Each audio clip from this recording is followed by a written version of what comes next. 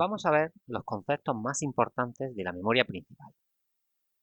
La función de la memoria principal es almacenar las instrucciones y los datos. En la arquitectura de von Neumann, los ordenadores utilizan la memoria principal para almacenar tanto instrucciones como datos. O sea, las instrucciones podríamos decir que son los programas. Un programa es un conjunto de instrucciones. Y los datos son la información que utilizan esos programas para hacer posible su ejecución. Por ejemplo, un programa para sumar, pues necesita los datos que quiere sumar. Esos datos están en la memoria principal. Y también la instrucción de suma también está en la memoria principal. Por supuesto, hay que tener en cuenta que esos datos llegan de alguna forma. Llegarán en principio por periféricos de entrada y los resultados pues, saldrán por periféricos de salida. La memoria principal está formada por circuitos electrónicos integrados capaces de almacenar valores binarios, o 0 o 1. Eso se llama celda de memoria. En el gráfico que tenéis en la parte inferior, veis en verde cómo se marca una celda de memoria. Cada 0 o cada 1 está almacenado en una celda de memoria, un bit. Por otra parte, en la memoria principal también tenemos el concepto de palabra de memoria. Una palabra de memoria es el menor conjunto de celdas de memoria que se pueden leer o escribir a la vez. O sea, una palabra de memoria es cuántos bits se leen o se escriben de la memoria en cada instrucción o en cada momento. Además, cada palabra de memoria tiene lo que se llama una dirección de memoria. La dirección de memoria es un número que identifica de forma unívoca cada palabra de memoria. Por ejemplo, en el gráfico que tenemos, en la primera línea vemos a la izquierda que hay un 0 fuera de la memoria. Ese 0 identifica la dirección de memoria de la primera posición. Es decir, la primera palabra de memoria está en la posición 0. La segunda palabra de memoria está en la posición 1. La tercera palabra de memoria está en la posición 2. La cuarta palabra de memoria, que es la que está marcada en naranja, está en la posición 3. Su dirección de memoria es la 3. La dirección de memoria es muy importante porque cada vez que yo lea o escriba un dato en la memoria, tengo que decirle dónde quiero leer o dónde quiero escribir. Es decir, tengo que decir qué dirección de memoria se va a afectar por la instrucción de lectura o escritura. En este ejemplo vemos que es una memoria muy pequeña, ¿no? Solo tiene 1024 posiciones, desde la dirección de memoria 0 hasta la dirección de memoria 1023. Es decir, si en cada posición de memoria almacenamos un byte, 8 bits, por lo tanto tenemos aquí en este gráfico una memoria de 1 KB, o sea, de 1024 bytes. Esta es la razón por la que la cantidad de información o la cantidad de posiciones de memoria en un ordenador siempre se utilizan potencias de 2 por la dirección de memoria. Una dirección de memoria siempre va en binario. Entonces, si tenemos 10 bits, con 10 bits podemos direccionar o podemos hacer posible utilizar 1024 direcciones posibles, porque 2 elevado a 10 son 1024. En un ordenador encontramos básicamente dos tipos de memoria principal, lo que se llama la RAM y la ROM. También tenemos la memoria caché. La memoria caché en el fondo es un tipo de memoria RAM. La memoria RAM, la palabra RAM viene del inglés Random Access Memory, que significa memoria de acceso aleatorio. Significa en realidad que eso de aleatorio significa que la memoria se puede leer o escribir en cualquier posición, de forma, entre comillas, aleatoria. Es decir, que el tiempo de acceso a un dato no depende de su posición. O sea que yo puedo leer el dato que está en la posición 0 y puedo leer el dato que está en la posición 1024 y tardo lo mismo. Es decir, lo contrario de este acceso directo sería un acceso secuencial. Un acceso secuencial, hay dispositivos de acceso secuencial, por ejemplo, una cinta. En una cinta, para leer un dato, tengo que recorrer la cinta completamente. Entonces, no tardo lo mismo leer el primer dato que leer el último. En la memoria RAM no ocurre así. De hecho, en la ROM tampoco, ¿no? Por lo tanto, el nombre de RAM no es muy acertado, ¿no? Pero bueno, ¿qué operaciones podemos hacer en la memoria RAM? Operaciones de lectura y de escritura. Un dato se puede leer tantas veces como queramos y en una posición podemos escribir tantas veces como queramos, pero en el momento que escribamos un dato en la memoria RAM, ese dato borra el dato que hubiera antes en esa misma posición. Es decir, la memoria podemos leer y escribir, pero cada vez que escribimos borramos el dato que había antes y ese dato, el dato anterior, es irrecuperable. Otra característica importante de la memoria RAM es que es una memoria volátil. Eso quiere decir que para que almacene información necesita alimentación eléctrica. Es decir, que si apagamos la electricidad, la memoria se borra. Esto es importante tenerlo en cuenta porque en el fondo la memoria RAM es la memoria que más usan los ordenadores cuando están funcionando. Es decir, si yo estoy escribiendo, por ejemplo, una carta, si en medio de esa operación se va la luz, si se apaga el ordenador, lo que hubiera escrito de la carta se pierde, salvo que lo haya guardado en un dispositivo de almacenamiento secundario, por ejemplo, el disco duro o un pendrive. ¿Vale? O sea que la memoria RAM es una memoria que se borra cuando se va la luz, la electricidad. ¿Qué información se almacena en la memoria RAM? Bueno, como hemos visto antes, la memoria principal sirve para almacenar datos e instrucciones. Toda esa información, por supuesto, se almacena siempre en binario. Entonces, bueno, como ejemplo podemos decir de que los programas de usuario se almacenan en la memoria RAM.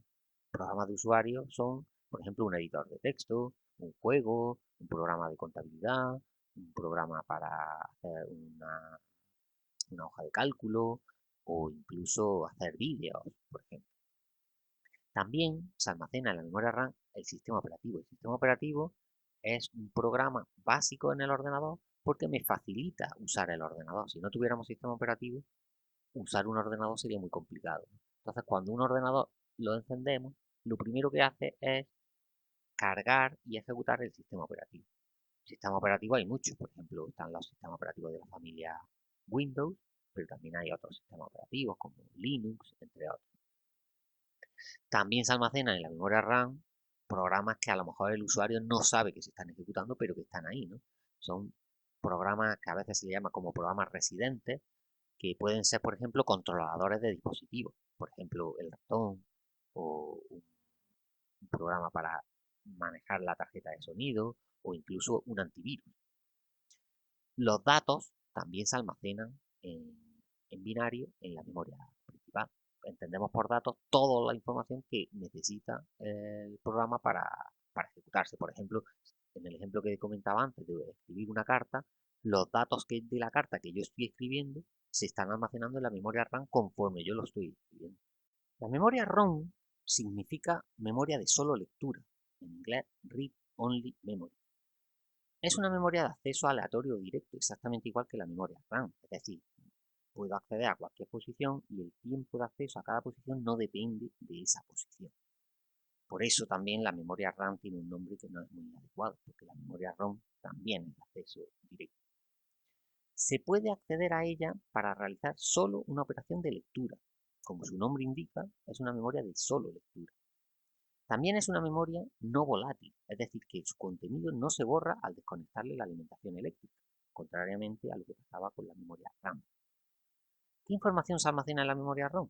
Bueno, son programas básicos para la puesta en marcha del ordenador. Por ejemplo, cómo cargar el sistema operativo o cómo hacer un chequeo hardware. Cuando encendemos el ordenador, lo primero que hace el ordenador es ejecutar el programa que hay en la memoria ROM. Es decir, un ordenador es una máquina tonta. Si no le decimos qué queremos que haga, no hace nada. Entonces, cuando encendemos el ordenador, ¿cómo se le dice al ordenador que haga algo? Pues ahí está la misión de la memoria ROM. Cuando encendemos el ordenador, la memoria ROM toma el control del ordenador y se ejecuta un chequeo hardware. Por ejemplo, comprueba cuánta memoria hay disponible, comprueba qué periférico hay conectado, si está conectado el teclado, si está conectado a la pantalla. Y también dentro de la memoria ROM suele haber un sistema básico de entrada-salida. La entrada y salida de un ordenador es algo básico, ¿no? El control del teclado o de la pantalla, ¿no? Pues todos estos programas se almacenan en la memoria ROM. Son programas muy importantes para que un ordenador pueda arrancar. Por eso están en una memoria que no se puede borrar, una memoria de solo lectura.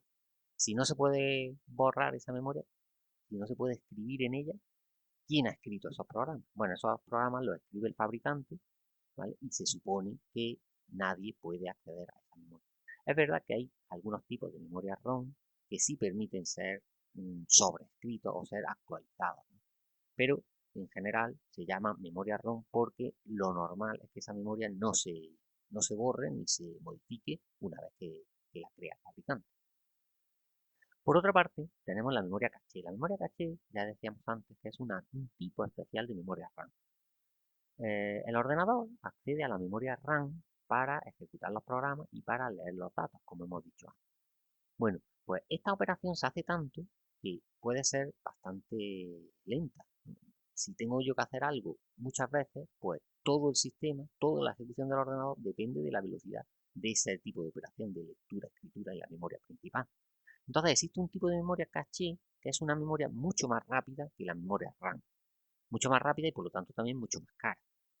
Lo ideal sería que toda la memoria RAM fuera del tipo de la memoria caché. Pero claro, eso sería muy caro y además, de alguna forma, no es del todo necesario. Es decir, si yo pongo un trocito de memoria caché entre la memoria RAM y la CPU, puedo conseguir que el ordenador vaya más rápido gastándome poco dinero porque no pongo toda la memoria RAM de memoria caché, sino solo pongo un poquito. Yo suelo hacer el ejemplo para entender esto mejor. mm, Imaginaos que yo tengo que procesar una serie de fichas y esas fichas están en la tercera planta, pero mi oficina está en la planta baja. Entonces, cada vez que yo quiera leer o escribir en una de esas fichas, tengo que subir a la tercera planta, bajarme la ficha, la proceso en mi oficina, que está en la planta baja, y luego vuelvo a subir la ficha a la planta tercera. Cojo otra ficha, me la bajo a la planta baja, la proceso ahí y vuelvo a subir la ficha a la tercera planta. Claro, ese proceso es bastante lento. Bueno, no me puedo bajar el fichero completo, que sería lo ideal. Eso sería, si me pudiera bajar el fichero completo, sería como tener toda la memoria RAM como de memoria caché. Bueno, eso no lo puedo hacer, pero sí puedo bajarme un bloque de fichas. Entonces me bajo un bloque de fichas a mi oficina de la planta cero y ahí las proceso una a una. Es decir, esa es la función de la memoria caché. La memoria caché, cada vez que yo quiero leer o escribir un dato en la memoria RAM, lo que hago es que me copio en la memoria caché un bloque completo de memoria. Y la CPU hace todas las operaciones con ese bloque de memoria. De forma que accede muchas más veces a la memoria caché que a la memoria RAM. Y por lo tanto, el proceso, la ejecución global se acelera. Claro, esto podría enlentecer incluso el sistema si suponemos que un ordenador está accediendo continuamente a posiciones dispares de la memoria. Pero la verdad es que eso es muy raro. Lo normal es que si yo accedo a un dato, el siguiente dato que voy a acceder está en la siguiente posición o por lo menos muy cerca.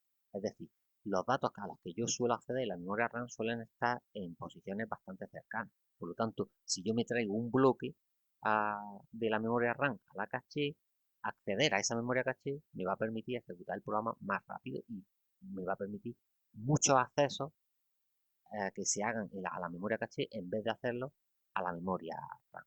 Es decir, la memoria caché, simplificando, es un mecanismo para acelerar la ejecución de un ordenador en su conjunto, para acelerando los accesos a la memoria RAM.